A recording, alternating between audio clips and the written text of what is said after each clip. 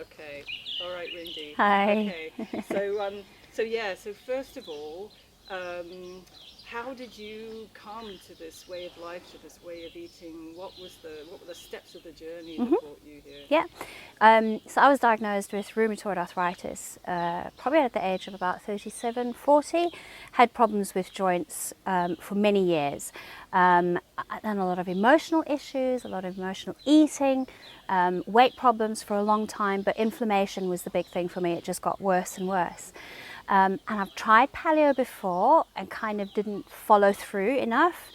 But my eldest son, Mitchell, is 36 now, so he's been doing keto for about 4 years, and probably the healthiest he's ever been. And he kept saying to me, "Mum, you need to try doing this because it'll take care of your inflammation." But I wasn't at the right place for it.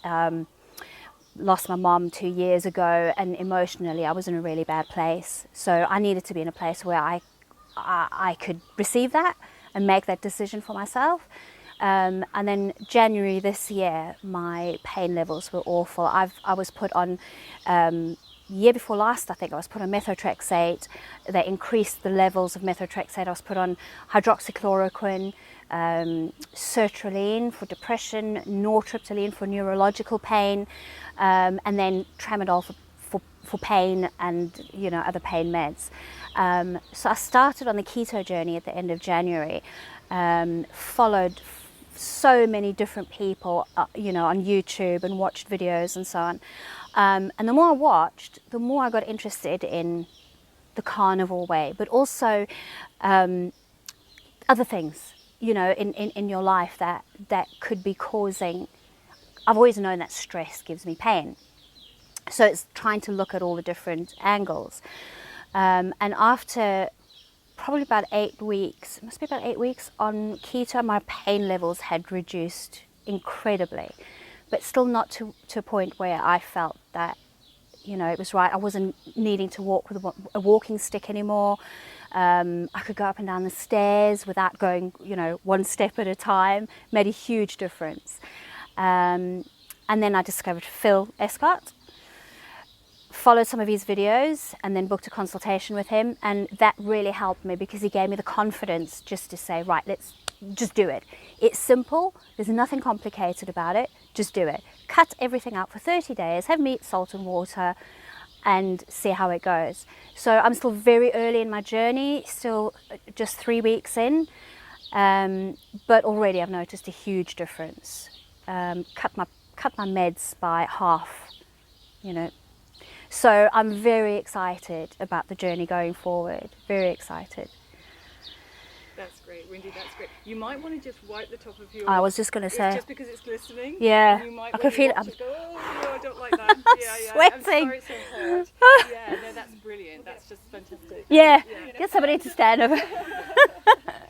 So you already talked about some of the benefits. Yes. You talked about your pain going down and just being able to have more mobility and more confidence. But can you expand on that and talk about some of the benefits that you're seeing as you move forward, as you go deeper into this? Yeah. So already one of the benefits I've noticed is sleep. My sleep has improved. My skin has improved. My energy levels have improved. Sleep was a massive issue for me. I've been struggling with sleep issues for a long time, and probably a lot of that had to do with pain, but I think it was more than that, and just generally healthier overall. Emotionally, I'm more stable, and that I found really interesting because I didn't understand that eating right can affect your emotions. It's made a huge difference, which I've been able to reduce my antidepressants by half. I always swore I would never go on antidepressants, and the GP said, look, you're really struggling, you need something. But to be able to cut them by half has been brilliant.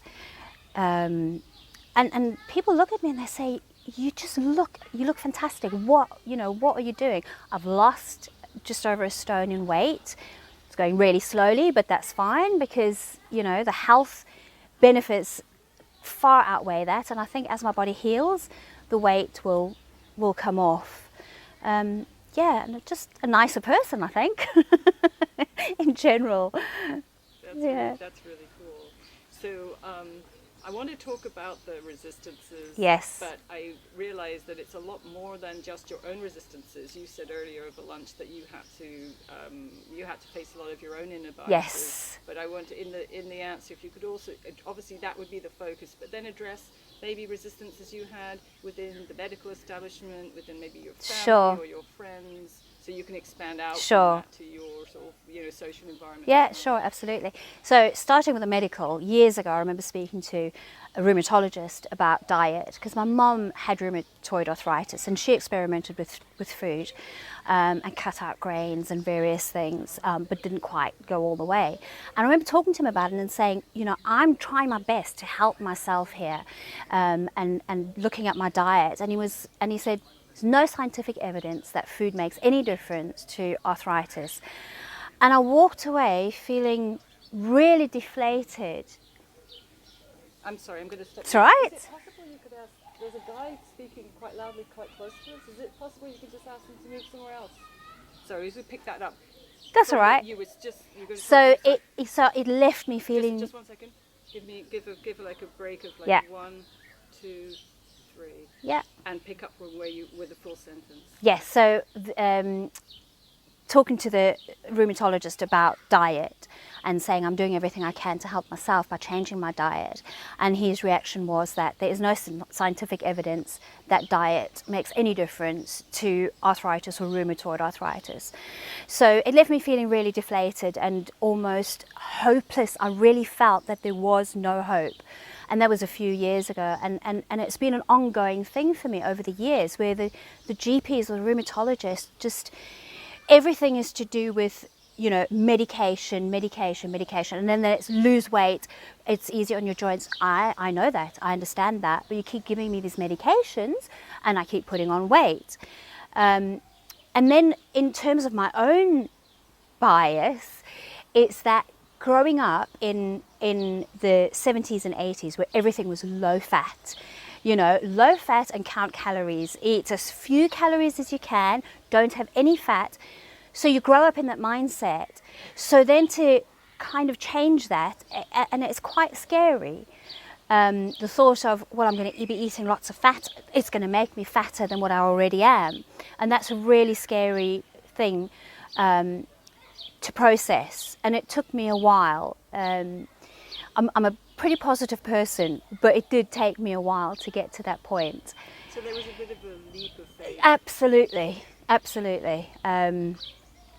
And chatting with Phil really helped. It really gave me that courage and the confidence to just jump in and do it. I'm pretty much a all or nothing kind of person, so I have to get to that point where I go, right, I'm doing this. And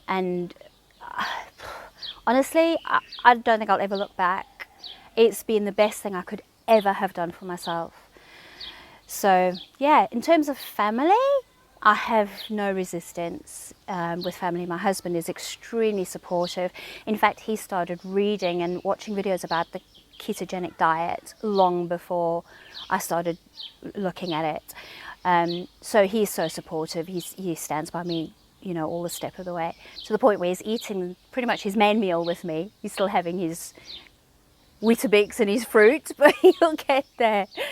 And as I said, my son is ketogenic, my middle son is working on it, so I have that support, which is fantastic. There's no resistance there. That's great, and that leads me to the last question, which is, what do you say to somebody who says, well, this is all fair enough, but everything we're reading, everything we're getting in the media, everything that we're learning, what nutritionists are learning, is that this actually flies in the face of all the popular wisdom and the standards of the medical fare. How do you respond to that? So the first thing I would say is that, first of all, I'm not a scientist, so I can't give them, the scientific side of it. The proof of the pudding is in the eating. There are so many people and so many testimonials out there of people who have been doing this, who have been healed, people who've been carnivore for 10 years that don't have any issues, who are healthier than they've ever been in their lives. And I say to people, I'll give them names of people to follow on YouTube. Look, watch their videos, listen, be open-minded about it, because it's an incredible way of life as far as I'm concerned. Yeah, and just, you've got nothing to lose. Try it. If you don't like it after 30 days and it does nothing for you, then, that's your decision. But go for it. Great. Thanks so much. I'm just going to ask Lynn and Phil, do you have anything, burning questions to add that you want me to ask Rindy?